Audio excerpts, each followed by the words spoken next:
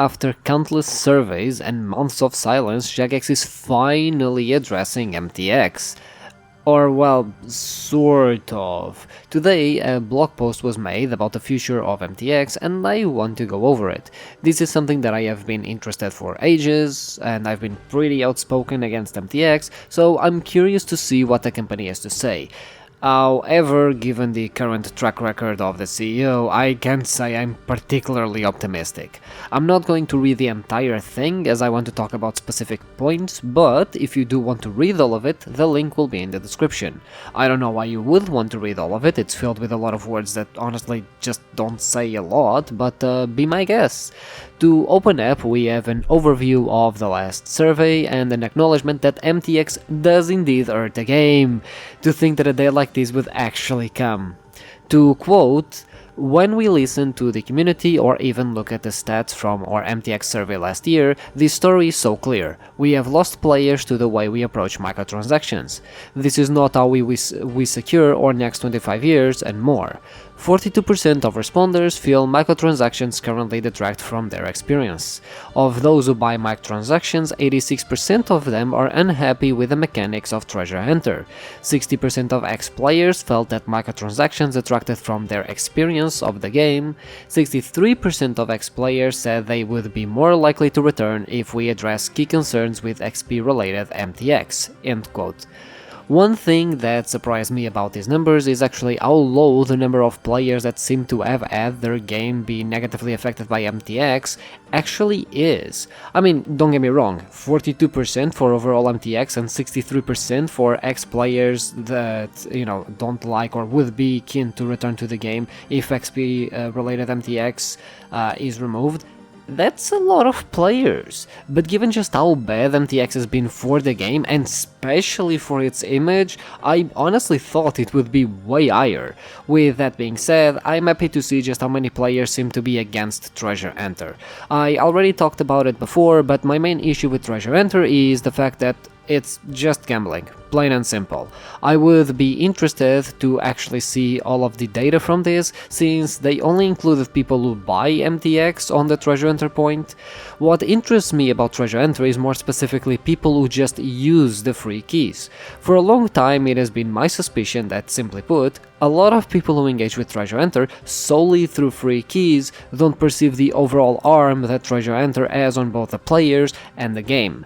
Offering free currency or free pulls or free whatever for free players is a very common mobile game tactic to get players familiarized with the paying mechanics of a game, which is why I have a pretty big distaste for the free keys. Overall, and as I've mentioned, Treasure Hunter has damaged the game, wrangled skilling updates, and is preying on people's addiction, which is the main reason I want to see it removed. To me, it's less harmful if people can directly buy XP or cosmetics rather than have to gamble for them, and as we know, Jagex has done their best to slowly introduce Treasure Hunter discontinued items or cosmetics over the years. So, they want to change their approach to microtransactions. But how are they going to do it? Because that is a very important question. Essentially, the idea is to launch experiments that last a day to 2 weeks and gather feedback on it. Quote, "Here's what to expect from experiment process. Announcement, a blog detailing the experiment, its purpose and release timing. Deployment, experiment goes live in-game for 1 to 14 days. Community feedback, will absorb your feedback from across the community while the experiment is live. Removal, experiment removed from the game." End quote. The overall approach seems to be pretty standard and the same way that we actually use for the content, which actually bodes well. It's nice to see a fresh approach to MTX, but more importantly, an approach that isn't afraid to ask customers about their experience in-game, especially considering that, we do spend money to play the game. Quote, "Beginning in July, you can expect the following experiments to pop up over the next 3 months. Disabling Treasure Hunter. We will turn off Treasure Hunter, instead offering bundles of stars and knowledge bombs for direct purchase, capped at 1 bundle per day. Double XP event with only bonus XP available. We will disable the use of proteins, dummies, lamps and other skilling items available via microtransaction entirely in our autumn double XP weekend. Cosmetic Mega Drop. We will offer a large selection of past cosmetic overrides, including some previously only available via Treasure Enter, for direct purchase all at once. End quote. Cosmetic Mega Drop is, I think, one of the most common requests, to simply allow people to just buy cosmetics that honestly are no longer available and have no reason to not be any longer available. So, while I do think these will actually probably be one of people's favorite things, I don't actually think it will be the most successful from a monetization perspective. If they decide to listen to the community and allow this to stick around, I think an approach where you can just buy any cosmetic at any time is honestly way more preferable than, them sort of coming and going and the cosmetics being temporary. Now, I already talked about this in a video where I honestly talked about a lot of other topics, because I just talk a lot. But if they really want to go the cosmetic route, they just have to revamp the customization window and clean up the cosmetic store, because right now they are archaic, they feel bad to use, and overall aren't very satisfying or appealing. Seriously, I cannot stress enough just how bad it is to navigate the customization tab or the marketplace. It's an absolute nightmare and does not feel good. Double XP events only allow bonus XP to be used. It's a bit of a weird one, honestly. The point of double XP is that people come back to the game to finish skilling grinds they haven't completed yet. These will very likely encourage content design that offers offline bonus XP so players can come back to the game during double XP to use said bonus XP they accumulated. Overall, it feels very mobile game, I guess, where you log in every day to claim like that free currency or the free whatever, so then you can use it later down the line on an event that is usually paid or whatever. It also just feels very janky as a whole. Like, why only bonus experience? I've already voiced my displeasure over double XP weekend and bonus XP existing in the game, so I won't go into that, but given that Treasure Enter has shaped the content that has come into the game, I can only be worried that the same thing will happen if this was to be established as a way to do double XP weekends. Again, to give my favorite example, due to Featherrock boots, RuneScape 3 went 7 years without a major agility update. Or, just like a new rooftop. 7 years. All because of those fucking boots. Since most people just use them to train agility, and since they are still the most efficient way to train agility because they are completely zero time as you gain XP when you are doing other skilling activities, the players never really asked for better agility updates, we just left agility in a complete state of disrepair. As for disabling Treasure Enter, while I am excited for this, at the same time I don't enjoy the fact that they will offer direct ways of buying XP. I did say earlier that I would prefer that to Treasure Enter, so that's my bad. However, just like how I explained about the Silverrock boots, I think this will have the same impact in the game. Look, while microtransaction is definitely problematic for the game, the only problem isn't the form it appears in, it's the fact that it influences how the player base interacts with the game, which can lead to moments where instead of us having better content to do in-game, the devs simply don't do that because no one is asking for it, because of the MTX influence, and, just leads people to think that it's simply not needed content. Funnily enough, Iron Man can't have access to Silverrock boots, so for 7 years their best method was Prifdina's agility course or dailies. Yeah, again, MTX can affect the game in more ways than just existing on its own. They also talk about cosmetic free worlds, which is an interesting idea. One of the reasons why old school RuneScape doesn't usually introduce overrides is so players can actually earn cosmetics to show them to other people, and that's a very powerful thing, especially when designing endgame armors or weapons or whatever. While that is cool, the major issue is that sometimes everyone is just looking the same because that's just the most efficient thing you can wear. For instance, the graceful outfit is actually incredibly useful, so whenever you see someone running around, almost always they are going to be wearing the graceful outfit, which leads players to all look the same.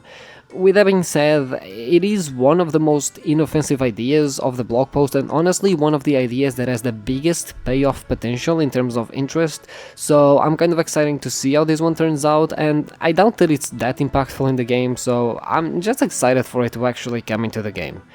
As the blog post draws to a close, Jagex decided to write commitments to the player base. Quote, "What we will do: 1. We will communicate context on our decisions. 2. We will consider all types of players and communities throughout our decision making. 3. We will use this opportunity to approach MTX in a way that is healthier for the game. What we won't do: 1. We will not use this opportunity to be more aggressive in offering XP benefits outside the core gameplay loop. 2. We will not make our final proposed changes without showing them to you first. 3. We will not go silent on MTX at the end of this process." End quote. That seems great, and I'm not optimistic. Look, sure, we can sit here and say that, oh, like you're considering all types of players and communities and that you'll communicate the context of your decisions, but will you? And even if you do, the context might not even make that much sense to begin with and might be incredibly vague. The irony of this blog post is that it's being posted during Pride Month, and Jagex has cancelled Pride events. Now, I might be a bit of a conspiracy theorist over here, but I do think they are somewhat posting this now in order to draw attention away from the things they are saying that they are going to do, because they didn't do those things. Let me be a bit more clear. When you say you have a commitment to communicate your decisions, the reason why it's ironic this is being posted during Pride Month is that the decision to cancel the events in both games was not communicated to the players in any capacity. In fact, it still hasn't been addressed. When the Pride event was supposed to happen in Old School RuneScape, you posted a blog post with no updates called A Quiet Week. Yeah, that was never addressed, by the way. Having an entire week with no updates because you cancelled the update that was supposed to happen there hasn't been addressed whatsoever. The only reason why the community even knows this is because the Pink News articles that actually broke out the story since some anonymous devs reached out to them. So how can I have the confidence you will communicate something as important as MTX with the players when you can't even address players being vocal over a temporary in-game event you just cancelled? And you gave no reason for it. You didn't address the player base, which clearly want this issue to be addressed. In fact, what you have done is silence any JMod that even mentions this on social media, from demanding they delete posts that corroborated the Pink News articles about content being cancelled after it was already designed, and again, given the emptying A Quiet Week without any updates, I can only assume that, yeah, this is pretty fucking accurate, or, outright deleting the Pride merge from your YouTube official channel. When it comes to Pride, it's complete silence, and you want me to believe that you will communicate something as important as MTX? I'm sorry, I just can't be optimistic about this, especially because that's not even all. Jagex scanned projects and areas and made a blog post about it. Outside of some vague "we are pausing it indefinitely because it wasn't the right moment to finish this project," there have been zero explanations as to why this was actually cancelled. Worst of all, this was absolute hype to the community. The community was so hyped, especially after the RuneFest Q&A. Again, you want me to believe you are going to communicate about MTX when you can't even give a straight answer, straight clear reason why Zen Areas was cancelled. Whenever Jagex talks about communication, I simply cannot take them seriously. Outside of the JMods, which sometimes go out of their way to do that job for Jagex, I just don't see this company ever being good with communication, much less around MTX. And that sucks given how important players are for the development of the game. And I mean this, like, how many times does Jagex actually communicate with a player base that isn't the JMods? We as a community have this perception of Jagex being really communicative about all the updates and such, but that's the people making the content. As far as the management goes, the vast majority of the times that the community learns what they are up to, they learn through some news article or the community digging something up. It's never Jagex themselves communicating that to the players. And given that this isn't the devs that are behind MTX, which, the devs are the ones that communicate with the players, I just find it hard to believe that anything related to MTX will ever have proper communication, especially communication that isn't wishy-washy and vague. And the CEO has already showed he talks a lot without saying anything, which isn't what we need when it comes to MTX. Furthermore, this has been an issue forever. Jagex has talked about revamping MTX multiple times and so far has gone wrong almost every single time. Remember the Battle Pass thing? Yeah. So while yes, this blog post is definitely good news, for me it simply is the case of you have to see it to believe it. Until they make permanent implementations to the game when it comes to MTX, I simply won't take Jagex's word for it. Hopefully I'm wrong and this is definitely a change for the better, but we've been burned so many times on this issue that I just don't want to be optimistic until then, especially with how long the silence lasted since the surveys we did around MTX last year, and some of the MTX forums they even proposed there, the brilliant idea of microbonds or cheaper membership that shows you ads. That was part of last year's MTX surveys, let's not forget that. That's where these experiments can go, and if those experiments are successful, that's the type of things they can implement into the game. And even then, I don't think changing monetization is going to be enough to save RuneScape 3. Besides the work they need to do with Solomon Store, the marketplace, or the 1,000 other monetized fucking things they have in the game, they also need to address the elephant in the room, which is how MTX changed the actual in-game content and how you plan to go about that. To me, it's irrelevant to say you are doing something about MTX if every agility update is going to take 7 fucking years to come out, and if harmful pieces of content like Silver Rock boots remain in the game. Again, those were a product of Treasure Hunter and feel like pay to win. So to me, if you are really going to steer the game in the right direction, especially when it comes to monetization, you also need to do something about the items that came from that MTX, that harmful MTX. And sure, you can argue that you can now craft Silver Rock feathers through gameplay or whatever, but that doesn't make them good content or healthy content for the game, because again, they came from MTX. Look, I don't want to take this good news and turn them into something negative, and that is something that the RuneScape 3 players fucking love doing. However, I also can say it's unreasonable to be skeptical and we see actual results.